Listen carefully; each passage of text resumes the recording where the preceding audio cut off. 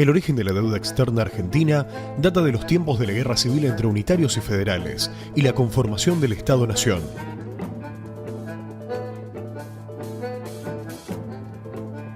En 1822, el entonces presidente Bernardino Rivadavia negoció con la firma londinense Baring Brothers un empréstito por 1 millón de libras esterlinas para financiar obras en el puerto de Buenos Aires.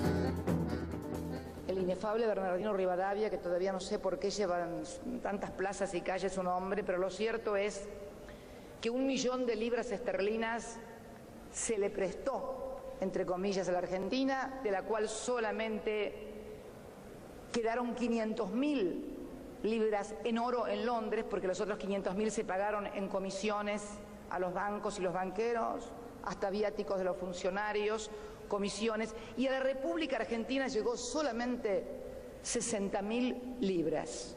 Esto fue lo que ingresó realmente a la Argentina. El préstamo terminó de cancelarse 120 años más tarde, durante la primera presidencia de Juan Domingo Perón en 1945. A posterior, la deuda argentina reaparece con la restauración liberal que sucede al golpe de Estado del 16 de septiembre de 1955. Perón no había participado de los primeros años del FMI, fundado en 1944 por las potencias de Occidente para paliar los efectos de la Segunda Guerra Mundial, coherente con su principio de independencia económica. En 1955, el presidente de facto Pedro Eugenio Aramburu decidió que el Estado argentino debía ingresar a los organismos multilaterales de crédito, el Fondo Monetario Internacional, el Banco Mundial y el Club de París.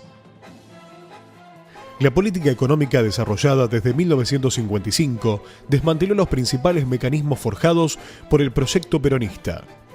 Los protagonistas de la autodenominada Revolución Libertadora encararon la desnacionalización de los depósitos bancarios, la eliminación del control estatal sobre el comercio exterior, la terminación de los tipos de cambio selectivos y la derogación de la Constitución Nacional sancionada en 1949, entre otras cuestiones.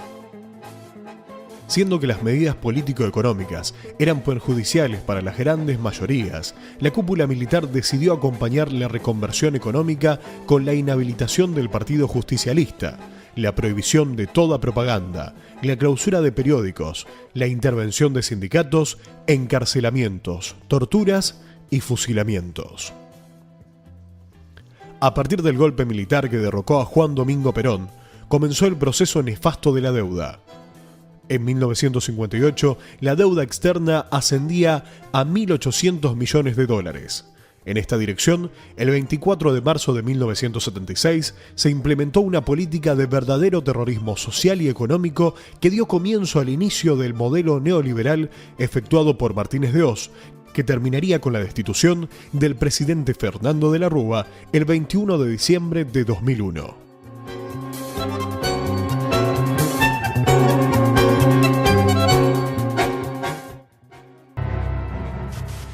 Me corresponde asumir la responsabilidad del Ministerio de Economía de la Nación en el curso de una de las peores crisis económicas que ha padecido nuestro país, quizás la peor. Para revertir la situación actual en el menor plazo posible, todos los argentinos, sin distinción, deberán poner su esfuerzo y realizar su contribución. En junio de 1977 se hizo una reforma financiera que dejó librada al mercado las tasas de interés, época conocida como plata dulce. La tablita mostraba cómo nada rendía tanto como el dinero a plazo fijo en los bancos. Especulación por sobredesarrollo industrial, financiación de la economía en lugar de una economía productiva.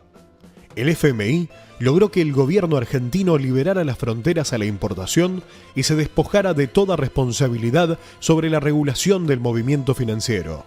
Eso, sumado al plan de privatizaciones de áreas productivas del país, destrozó el aparato productivo nacional e incrementó la marginalidad de los sectores más postergados.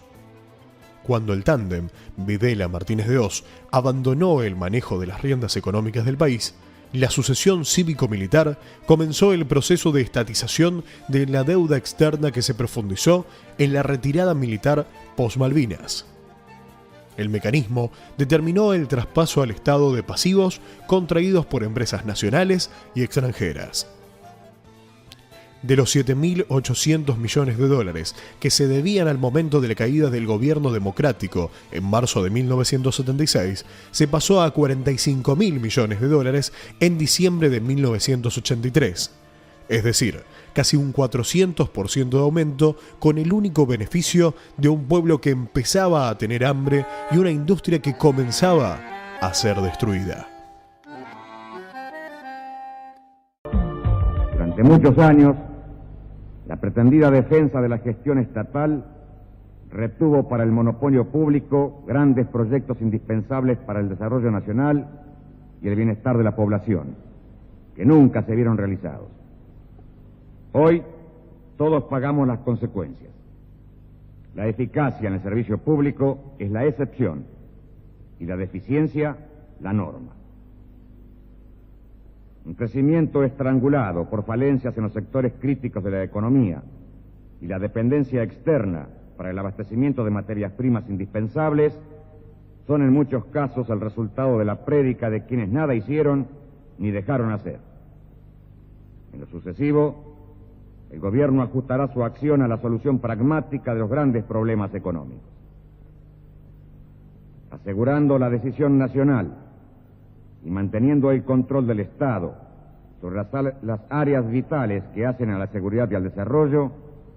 Brindaremos a la iniciativa privada y a los capitales nacionales y extranjeros todas las condiciones necesarias para que participen con su máximo potencial y fuerza creativa en la explotación racional de los recursos. Durante el final de la dictadura, en 1981, asume Domingo Cavallo como presidente del Banco Central Argentino. Cavallo fue ministro de Economía de Carlos Menem y de la Rúa, y declaró que no tenía registro de la deuda externa pública. El gobierno de Raúl Alfonsín decidió asumir el conjunto de la deuda, tanto privada como del Estado, y se mantuvieron las deudas que la dictadura impuso sobre las empresas públicas, por lo que luego Menem esgrimió el argumento de su endeudamiento para privatizarlas, previa transferencia de las deudas al Estado. Todos estamos persuadidos de que es una injusticia que se nos haya llevado a esta situación y que es absolutamente necesario actuar de forma tal de movilizar a las responsabilidades de los países desarrollados con el propósito de que se comprenda que esto así no puede seguir. Nosotros, cuando llegamos al gobierno, lo primero que hicimos en este sentido fue proponer que actuáramos en común los países de América Latina, y vino la reunión de Cartagena, la de Mar del Plata, la de Montevideo y así sucesivamente, con el propósito de llamar a la responsabilidad de los países del norte acerca de una situación en la que realmente por lo menos debían sentirse corresponsables. Los resultados han sido escasos.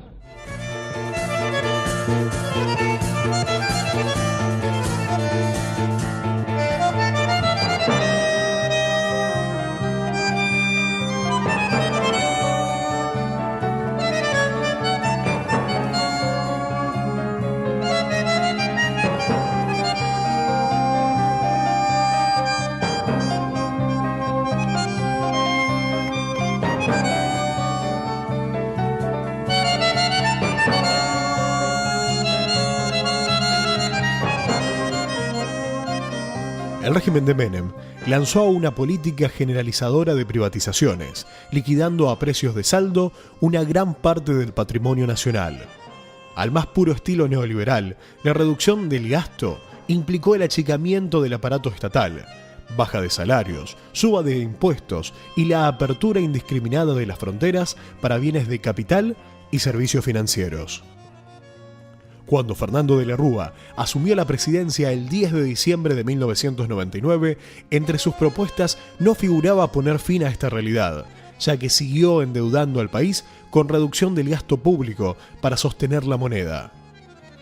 El entonces ministro Machinea y las autoridades del FMI acordaron en el 2000 el blindaje 2001, La condición fue el pago inmediato de deudas preexistentes y una serie de medidas destinadas a racionalizar la economía con más recortes y ajustes sobre los beneficios sociales. Queridos argentinos, los esfuerzos de este año dieron sus frutos. He anunciado un blindaje internacional que nos saca del riesgo y crea una plataforma extraordinaria para el crecimiento. El blindaje es una operación económica, política y financiera inédita que genera un fondo de garantía tan grande para el país que despeja cualquier amenaza o duda sobre el futuro de la Argentina. El último día de noviembre de 2001, De la Rúa y el otra vez ministro Cavallo firmaron el megacanje, que postergó por 3 años el vencimiento de deudas a cambio de un aumento en los intereses.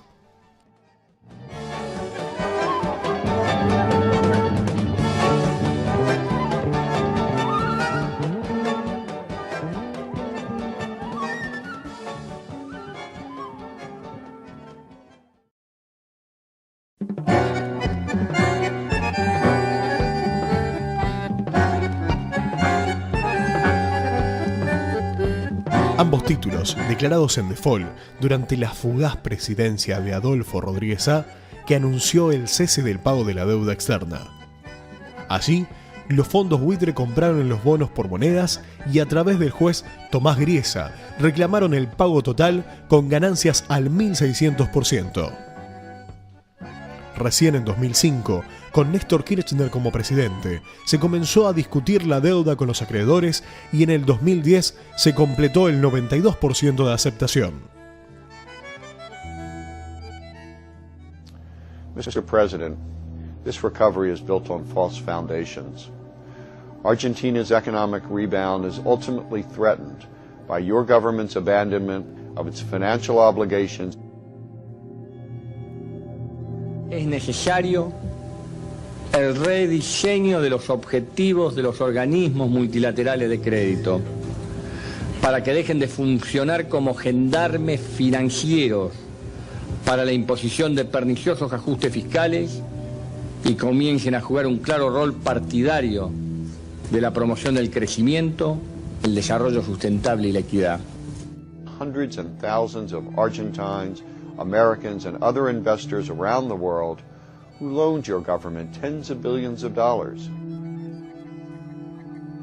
Le pagamos, le dijimos chau, recuperamos nuestra soberanía, recuperamos nuestra dignidad y el Fondo Monetario Internacional no viene más a conducir los destinos de la economía de la patria como lo hizo durante tanto tiempo. Yo digo siempre que, porque últimamente se ha hablado mucho de jueces buitres y fondos buitres, ¿no? Caranchos. Yo digo que los buitres y los caranchos no están solamente afuera, hay también, desafortunadamente, adentro y muchas veces se lanzan sobre el Estado. Estos fondos reclaman al país unos 3.600 millones de dólares. Se trata de alrededor de 15 grupos de bonistas, de los cuales 9 operan desde las Islas Caimán. En estos días, bajo el gobierno de Cristina Fernández de Kirchner, lo que está en juego no es solo nuestra realidad económica, sino nuestra soberanía e independencia política. Pues en 40 años, ningún gobierno pudo terminar con el flagelo de la deuda externa y negociar su pago con una quita del 67%. En estos momentos en que la Argentina, no para mi gobierno, porque a mí me falta muy poco tiempo para terminar mi mandato. Esto es para los futuros gobiernos, no es para el mío, es para los futuros gobiernos, es para las futuras generaciones, porque si yo firmara lo que algunos pretenden, la bomba no explotaría ahora, al contrario, seguramente habría aplausos, seguramente encontraría titulares maravillosos en los diarios y seguramente, bueno, encontraría a alguien que vendría a prestarle nuevamente a la Argentina a tasas que, bueno, vaya a saber, a lo mejor tal vez más bajas, más altas, no importa, pero entraríamos nuevamente en esa ronda infernal de endeudamiento que es precisamente lo que nos ha tenido totalmente sujetados durante tanto tiempo.